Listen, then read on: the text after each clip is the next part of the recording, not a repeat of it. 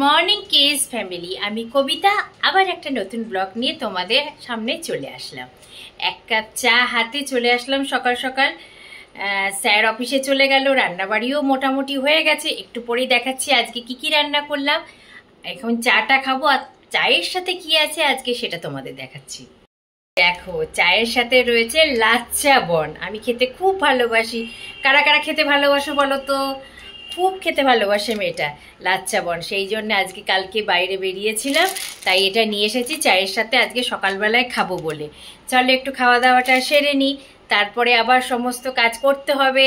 জানোই ঘরের প্রচুর কাজ রয়েছে, তাই চলো আগে সকালবেলা খাবারটা একটু খেয়ে নিই। আগে সকালবেলায় টিফিন করে কিছুটা রান্না বাকি ছিল, তাই রান্নাঘরে চলে আসলাম। দিয়াকেও টিফিন দিয়ে দিলাম, সব হয়ে গেছে। এবার ঘরের কাজে লেগে পড়বো। অবস্থা ঘর দরের দেখেছো, এইখানে কতগুলো প্যান্ট পরে রয়েছে, এগুলো সব বাতিল করে দেওয়া হবে। আলমারিটা পরিষ্কার করলাম, তাতে দেখলাম এতগুলো প্যান্ট বাতিল। এবার এগুলো পরিষ্কার করব। বিছানার দেখো লন্ডভন্ড চলছে। চলো আস্তে আস্তে সব ঘরটরগুলো গোছাতে থাকি। উফ, দেখি দাঁড়াও দিয়া কি করছে একবার দেখে আসি। দেখো দিয়া পড়াশুনো করছে, সামনে ওর এক্সাম আছে, স্কুল খুলে যাবে। স্কুল খুলেই ওর এক্সাম, সেই জন্য পড়াশুনো করছে। চলো আর ওকে ডিস্টার্ব করবো না বেশি, আমি যাই রান্নাবাড়ির দিকে যাই। প্যান্ট সেরে এই পুজো করে উঠলাম। দেখো সুন্দর করে, তাই ঠাকুর ঘরটা তোমাদের সাথে একটু দেখিয়ে দিলাম, কারণ জানোই আমি খুব ভালোবাসি পুজো টুজো করতে, তাই তোমাদের সামনে একটু শেয়ার না করে আর পারি না।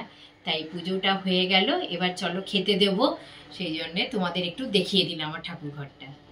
চলো আজকে কি কি রান্না হয়েছে খেতে বসার আগে তোমাদের একটু দেখিয়ে দিই। এই যে ভাত তো আছেই, আর কিছু বলার নেই, ভাত তো খেতেই হবে।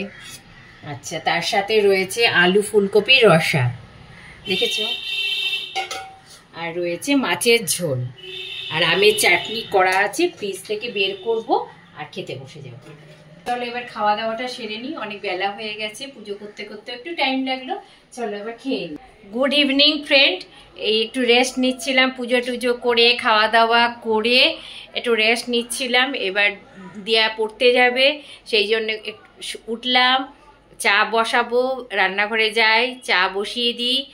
দিয়ার জন্য একটু খাবারও রেডি করে দিই। কটা থেকে পড়া? 6:30 থেকে পড়া ওর, সেজন্য একটু চলো চাটা আগে খেয়ে নিই, তারপরে আবার রেডি হয়ে বেরোবো, দিয়াকে নিয়ে যেতে হবে। চলো বিকালবেলায় যেমন প্রতিদিনে চা খায়, তেমনি চা বসিয়েই নিই। 1 কাপ চা বসিয়ে দিয়েছি, আর তো খাওয়ার লোকই নেই বাড়িতে, কেউ চা খাবে না, সেই জন্য আমার জন্য 1 কাপ চা বসিয়ে দিয়েছি। জল ফুটতেও শুরু করে দিয়েছে। চলো এবার চায়ের পাতা দিয়ে চাটা করে নিই। এই যে চলে আসলাম এবার রান্নাঘরে, একটু বসে গল্প টল্প করলাম। তোমাদের স্যার অফিস থেকে আসলো, বসে একটু গল্প টল্প করলাম, করে টোরে নিয়ে এবার রান্নাঘরে চলে আসলাম রাতের রান্না করতে। রুটি করব, তরকারি গরম করব, খেতে দেবো। আচ্ছা, স্যার বাজার থেকে মাছ নিয়ে এসেছে, এই মাছটাও ধুয়ে রাখতে হবে। দাঁড়াও, বাজার থেকে কি মাছ আনলো একবার দেখে নিই।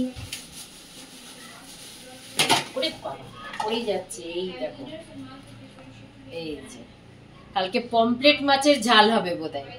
ইয়া বড় বড় পমফ্রেট মাছ নিয়ে এসেছে, তাই পমফ্রেট মাছের কালকে ঝাল হবে। চলো এই মাছটা ধোবো এখন, টুকটাক বাসনপত্র আছে, ওগুলো সমস্ত কিছু সব বাইরে রেখে দেবো ড্রামের মধ্যে। তারপরে রুটি করতে বসবো। দাঁড়াও, ফ্রিজ থেকে আটাটাও বের করতে হবে। বাবা, ফ্রিজে কি আছে, আটাটা বের করে রাখি। আটাটা মাখা আছে ভাগ্যিস, না হলে আবার মাখতে হতো। অল্প একটু ভাতও আছে, সকালবেলায় সবাই মিলেমিশে খেয়ে নেবো। থাক এখানে, আলু ফুলকপির রসা আছে, সব বের করে রেখে দিই। আর কি আছে, ও 1 পিস মাছ রেখে দিয়েছিলাম ভাত খাওয়ার জন্য, 1 পিস মাছটাও রেখে দিলাম। চলো এবার আস্তে আস্তে রুটিটা করে নিই। চলো এবার রুটি করতে চলে এসেছি, কারণ অনেক রাত হয়ে গেল, 9টা মোটামুটি বেজে গেছে, 9টা বেজে গেছে, 9:30 কাছাকাছি বোধহয়, ঘড়ির দিকে তাকাইনি আর। রুটিটা করে নিই সবার জন্য। দিয়া পড়াশোনা করছে, খেতে দিতে হবে, সেরকম কিছু খাইও নেও বিকালবেলায়, সেই জন্য আগে রুটিটা করে আগে খেতে দিয়ে দিই সবাইকে। আমার বাইরে মেঘ, আকাশে খুব মেঘ করেছে জানো, প্রচুর মেঘ করেছে, মনে হচ্ছে এক্ষুনি বৃষ্টি নামবে। অবশেষে বৃষ্টির দেখা পেলাম, দারুণ এনজয় করছি। চলো আজকের মতন এখানেই ব্লগটা শেষ করলাম। যদি কিছু ভালো লেগে থাকে লাইক কমেন্ট শেয়ার করতে কিন্তু ভুলো না। Please subscribe my channel.